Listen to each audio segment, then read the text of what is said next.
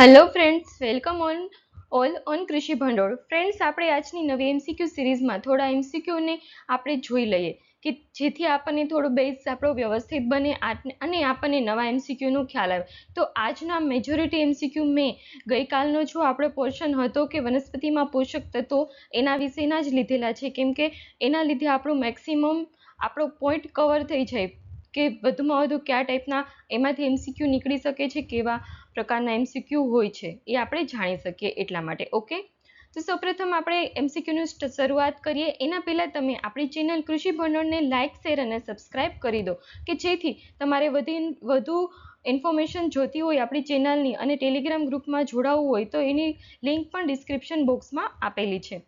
તો સૌપ્રથમ પહેલા એમસીક્યુ છે કે શેના દ્વારા જમીનનું ધોવાણ થાય છે? તો કે જમીનનું ધોવાણ મુખ્યત્વે 3 વસ્તુ દ્વારા થાય છે. પહેલું છે પવન દ્વારા, બીજું છે વરસાદ દ્વારા અને ત્રીજું છે વહેતા પાણી દ્વારા. ત્યારબાદ છે કયું તત્વો પાણીમાંથી મળી રહે છે? તો આપણે જોયું કે ગઈકાલે કે હાઇડ્રોજન તત્વ કે જે પાણીમાંથી સરળતાથી મળી રહે છે, કે જે હાઇડ્રોજન છે પાણીમાં H2O રહેલા, પાણી છે એનું અણુસૂત્ર છે H2O, એટલે કે જેમાં 2 હાઇડ્રોજનના અણુઓ આવેલા છે અને 1 ઓક્સિજનનું અણુ આવેલું છે. એટલા માટે હાઇડ્રોજન એ ઇઝીલી આપણને પાણીમાંથી મળી રહે છે. ત્યારબાદ છે વનસ્પતિના રક્ષણ માટે કયું તત્વ ખૂબ જ જરૂરી છે? તો કે વનસ્પતિના રક્ષણ માટે પોટાશ એ સૌથી વધારે મહત્વનું છે, કે જેથી વનસ્પતિને સ્ટેબિલિટી પ્રોવાઈડ કરે છે, પ્રોટેક્ટ કરે છે. ત્યારબાદ વાત કરીએ કે કયા વર્ગના પાકોને વધુ પોટાશ જોઈએ છે? તો કે કંદમૂળના પાકોને સૌથી વધુ પોટાશ જોઈએ છે. આપણે ગઈકાલે વાત કરી હતી ને કે કંદમૂળના પાકો છે, ત્યારબાદ ફળઝાડના પાકો છે અને ધાન્ય પાકો છે કે જેમાં સૌથી વધારે પોટાશની જરૂર પડતી હોય છે.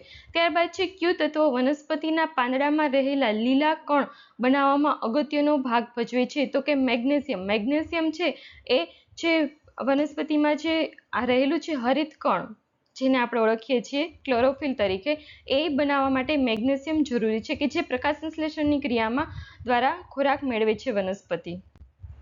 ત્યારબાદ છે દાણા અને ફળ એ કયા તત્વની ઉણપથી પૂરતા પ્રમાણમાં બેસતા નથી? મતલબ કે કયું તત્વ હોય એની ડેફિશિયન્સી સર્જાય એટલે ફળ અને જે સીડ હોય એ વ્યવસ્થિત રીતે ગ્રો કરી શકતા નથી. તો એમાં છે ફોસ્ફરસ. તો કે ફોસ્ફરસની જ્યારે ડેફિશિયન્સી હોય ત્યારે ફળ અને દાણા એટલે કે સીડને વધારે પડતી અસર કરે છે. ત્યારબાદ છે કે કોષ વિભાજન માટે કયું તત્વ જરૂરી છે? તો કે કોષ વિભાજન માટે કોષનું જ્યારે વિભાજન થાય છે ત્યારે ફોસ્ફરસ એ ખૂબ જ મહત્વનું તત્વ હોય છે.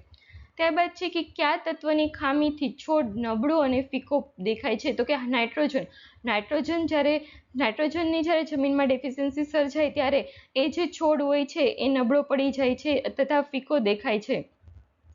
ત્યારબાદ છે કે વનસ્પતિના મુખ્ય બંધારણીય તત્વો કેટલા છે? તો કે વનસ્પતિના મુખ્ય બંધારણીય તત્વો 3 છે.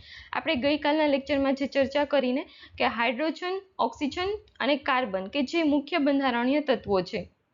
ત્યારબાદ છે સૌથી છેલ્લે ઉમેરવામાં આવેલું તત્વ કયું છે? તો કે નિકલ. મેં ગઈકાલે પણ તમને આ વસ્તુ કીધેલી હતી કે 17મું જે એલિમેન્ટ છે એ નિકલ છે. પહેલા અર્નોન અને સ્ટાઉટે 16 તત્વોનું વર્ગીકરણ કર્યું હતું અને તેમાંથી લાસ્ટમાં નિકલનો એડ કરવામાં આવ્યું હતું.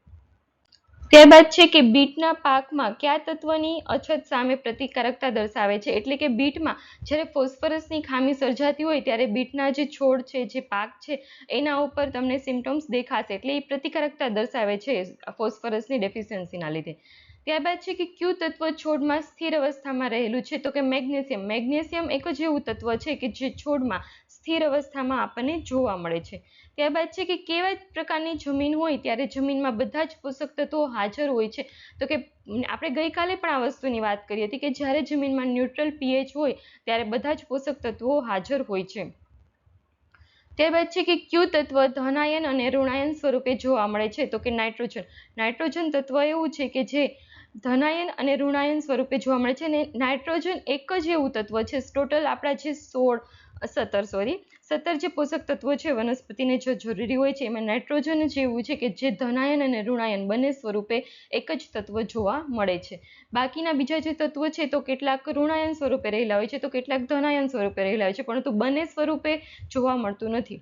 ત્યારબાદ છે કે હવામાં કેટલા પ્રમાણમાં ભેજ રહેલો છે એ આપણે જે માપવું હોય તો એના માટે જે સાધન વપરાય છે એને આપણે હાઇડ્રોમીટર તરીકે ઓળખીએ છીએ. તો ફ્રેન્ડ્સ, આજના આપણે એમસીક્યુને અહીંયા સમાપ્ત કરીએ. તમે આપણી ચેનલ કૃષિ ભંડોળને લાઇક, શેર અને સબસ્ક્રાઇબ કરી દેજો. અને હા, કોઈને કંઈ ક્વેરી હોય છે તો એ લોકો કમેન્ટ્સ મને મોકલે છે અને કમેન્ટ્સને હું વાંચું પણ છું અને એને ફોલો પણ કરું છું. અને હા, મને યાદ છે કે તમારા લોકોની ઘણા એવો આવે છે કે મેડમ તમે આ ટોપિક ઉપર વિડીયો કરો, આ ટોપિક ઉપર વિડીયો કરો. તો જરૂર હું તમારો જે કમેન્ટ છે એને રિસ્પોન્સ આપીશ અને એનો આપણા જે શેડ્યુલમાં થશે સેટ એ પ્રમાણે હું તમને ફરી એ ટોપિકને લગતો વિડીયો જરૂર થોડાક ટાઈમમાં મૂકી દઈશ. ઓકે, તો થેન્ક યુ.